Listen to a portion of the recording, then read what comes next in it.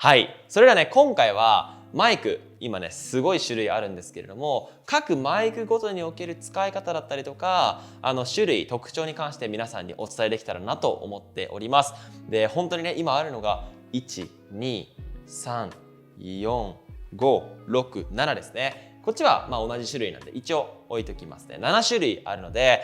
各マイクごとにおける特徴を、本当に実際にその音声を聞いていただいて、それで説明をしたいと思っております。で、マイクなんですけれども、基本的に動画表現っていうものは視覚と聴覚で表現するコンテンツなので、やっぱり映像、この絵の構図だけ意識するだけでもやっぱりダメで、やっぱり音声、環境音だったりとか効果音とか、そういったね音声もすごく大事になってくるので、そのね各表現、伝え方におけるマイクの選び方っていうのを皆さんにご説明できたらなと思っております。それでは早速一つ一つ解説していきましょう。はい。ちなみにですね、こちら今僕がねこのチュートリアル、この解説動画すべて正面で撮っているマイクはこのワイヤレスマイクで集音しております。で、このマイクの一番の良さはですね、やっぱりコードがないってことですね。今ピンマイク、こっちの有線の方もつけているんですけれども、やっぱりコードがあるんでちょっと隠すのがめんどくさかったりとかあるんですね。ただこれはコードがないのですごくスマートに僕の声だけ集音できます。かなりね音も良いのかなと思っています。で、ピンマイクの良さってこういう環境が広いところって結構反響しちゃうんですよね、音が。なんですけれども、しっかりと僕の声だけ拾ってくれるんで、こういうね自分の声だけを撮りたい時にはこういうピンマイクがおすすめです。ただですね、やっぱりVlog カメラ、こういう一眼レフの Vlog カメラにつけることもできるんですけれども、やっぱり自分の声しか集音できないので、友達とかの声を拾うときってちょっとマイクを渡さなきゃいけないっていうところがありますね。充電式なんで途中で電池が切れてしまったりとか、一応ワイヤレスなんで、有線ほどの信頼性はちょっとないのかなっていうふうに思っております。ただすごくねいいマイクなので、今回チュートリアルはこれで収録しております。はい、次にですね、こちら有線のマイクですね。ピンマイクなんですけれども、こちらロードのワイヤレスマイクロフォンも2万円くらいでして、タスカムも結構いい値段します。2万円ぐらいで、購入ができるんですね。で、ピンマイクとしてはかなりいい方でして、音がかなりクリアです。これも、ワイヤレスマイクと有線マイクと、同じなんですけれども、人の声、僕の声だけこういう環境の、響いてしまう、環境時にはこういったピンマイクがおすすめなんで、基本的に有線と無線を使い分けております。ただ有線の使い時はですね、ソニーさんのいいマイクとか使えば、ワイヤレスマイクでかつ3人とか4人とか大人数も取れるんですけれども、やっぱり価格的に難しいなっていう場合はこういったタスカムさんの、有線のピンマイクを3つぐらい買うと大人数で3、4人ぐらいで対談した時とかも、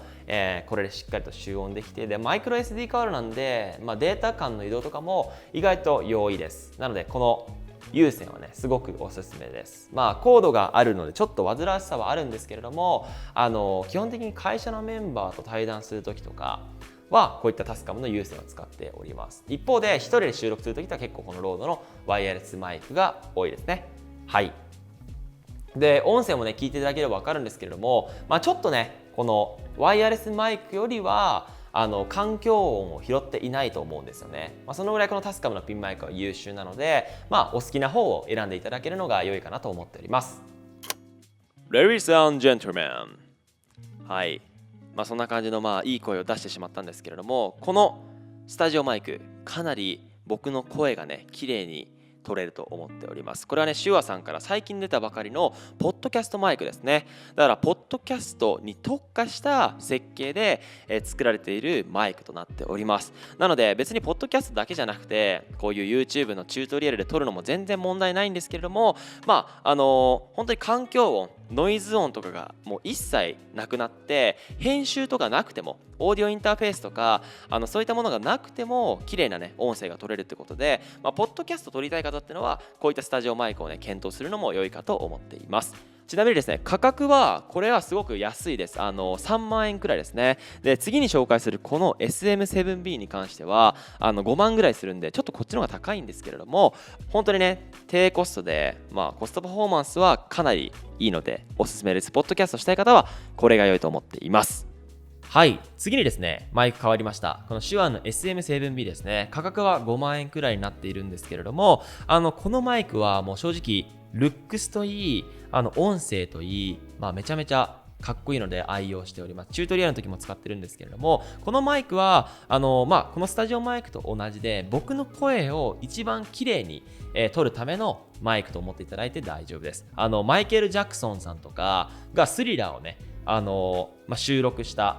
マイクって言われていて、かなりアメリカでもね代表的なマイクになっていまして、数多くのポッドキャストのやっている方とかもこの SM7B を使っている方が多いです。なのでちょっとね価格が高いんですけれども、すごく綺麗に撮れるので、外で撮るのには向いていないんですけれども、こういったスタジオ環境下でちょっと前にね大きなマイクが、映ってもいいかなっていう場合は、このスタジオマイクをおすすめしたいと思っています。僕はね、チュートリアルだったりとか、あとはポッドキャストとか、最近これでずっと撮ってます。こっちでもね、ポッドキャスト使えるんですけれども、比較的こっちを使うことの方が多いですね。こっちに関してはノイズを削ってしまうんですけれども、こっちはそういったねノイズを除去しないので、もっとね編集とかで自分好みのオーディオに加工することができるんで、もっとこっちよりもこだわりたいという方はこの SM7B が良いかなと思っています。はい、次にですね、こちらゼンハイザーさんの MKH416 ですね。正直この中のマイクで最も高いマイクになっております。これ価格15万ぐらいですね。めちゃめちゃ高いんですけれども、このねマイクの種類がガンマイクと呼ばれるものでして、本当にその通り、ショットガンみたいな形をしているので、こっちもねガンマイクっていうんですけれども、この後説明します。こういったガンマイクが15万円ぐらいして、かなりね音が繊細に取れるんですよね。これは外で使う時もあれば、こうやって前に何も入れたくない、ピンマイクもつけたくないって時によく映画の撮影とか何かそのストーリー、自分が何か演出して喋る時とかは結構マイクを上からカメラに入らないような形で集音するっていうパターンが多いので、結構プロのね音声さんもこれを使っていることが多いですね。で、僕みたいに Vlog とかシネマティック表現を撮るときっていうのはあんまりこのマイク使わないんですけれども、ちょっとアシスタントの方がいて、で自分のねこうやって可動範囲とともにマイクを動かしている方がいるときはこういったマイクを使用したりするし、収録しているときにこういった大きなマイクとかピンマイクとかつけたくないってときには、カメラから構図から外した形でこのマイクを自分の口に向けて集音するときがあります。ただねやっぱり環境音とかも拾ってしまうので、そこちょっと難しい。こういった環境では使うべきではないんですけれども、最近はナレーションとかかなり繊細な音まで取れるんで、基本的に僕がシネマティック表現で使っているナレーションとかはこのマイクで撮ってます。このマイクじゃなくてこっちなんですよね。こっちの方がなんか高音が綺麗に出ると言いますか、本当に些細な聞こえがいいんですよね。I sometimes think about the meaning of expression. Now that we all have smartphone for granted, the expression have started to play a different role in this society.なので一番こだわりたい方だから、僕はね多分この中で言うともちろん Vlog カメラのマイクが一番使いやすいんですけれども、次に使うのはこのゼンハイザーの MKH416 かなと思っております。すごい今比較しているんで、このマイクがね全然こちらと違うのは多分聞いてわかると思います。はい、それでは次行きたいと思います。はい、次にこの Vlog カメラですね。このねスタイル、このマイクが一番皆さんにとってね親しみやすいのではないかなと思っています。普段ね僕が撮影しているこの Vlog カメラとかはこのロードさんのショットガンマイクで収録することが多いです。これはねこっちってのはちょっと専門的なコードが必要になってくるんですけれども、これってのは本当に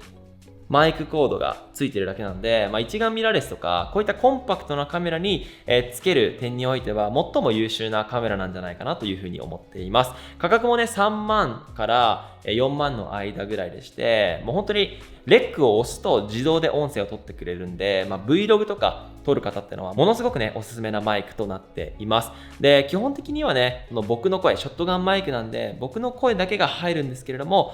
少しね周りの人たちの環境音とかも入るんで、シネマティック表現で外向きに使うっていうのも全然ありなマイクとなっています。はい。でね、こういったショットガンマイクって電源をマイクのところからオンにして使うパターンがあるんですけれども、それって忘れることがあるんですよね。なので電源をつけたら自然と音声を取ってくれるっていうこのねショットガンマイクはすごくおすすめになっていますので、 Vlog とかをねやりたい方はこのマイクを持っていれば問題ないと思っています。はい、最後に一番低価格でそしてコンパクトなマイク、スマートフォン用のこちら手話さんの MV88 プラスとなっています。はい、このマイクはね本当にちっちゃくて、スマートフォンに取り付ける用となっています。分かりやすく言うとショットガンマイク、ガンマイクのコンパクトバージョンと思っていただけたら良いと思っています。ただね、アプリケーションで僕の声だけが入るパターンと、もっとね環境音、周りの声が聞こえるようになるっていう設定もあるので、設定をねアプリケーションで変えられるっていう観点で言ったらすごくスマートフォンとね最も相性良いのではないかなというふうに思っています。なのでもうこれはねもう分かりやすくシンプルにスマートフォンで高品質な集音をしたいという方はこの手話さんの MV88 を買うのが、一番良いかなと思っています。で一番ね安いです。価格的にも1万円ぐらいで購入できるので、あとスマートフォンってやっぱりこのマイクと違ってノイズとか風の音とかめちゃめちゃ入ってしまうんですよね。なのでスマートフォンの音声っていうのはすごく汚いんですけれども、それをアップデートするための、マイクとしてこのコンパクトな手話の MV88 プラスがすごくおすすめなので、ぜひ参考にしてみてください。はい、そんな感じでですね、今計7つのマイクをすべてご説明させていただいたんですけれども、本当にちょっと説明が長くなるぐらい一つ一つ、似たようで全然特徴が違うんですよね。だし僕も Vlog 撮るんだったらこのショットガンカメラだし、僕の喋りを友達と気軽に撮るんだったらピンマイクだし、がっつり撮るならこのスタジオマイクだしっていう表現とか伝えたいことによってマイクも変えているんですよね。でこれ全部持つのってかなり大変なので皆さんねちょっと難しいかもしれないんですけれども、自分が一番本格的にこの音にこだわりたいっていう製品を皆さんで選んで実際に使って撮影していただけたらとても嬉しく思っています。はい、でこのね動画だけではなくて他のね講座でもいろいろお話ししてるんですけれども、まずね自分が何の動画を撮りたいのかを明確化することでそれに合わせたマイク選びとか構図選びとか変わってくるのでぜひ自分の作りたい動画をまずは見つけてそれに対してたくさんのインプットとアウトプットね繰り返していただけたらと思っております。それではマイクに関してのご説明は以上となります。次行きたいと思います。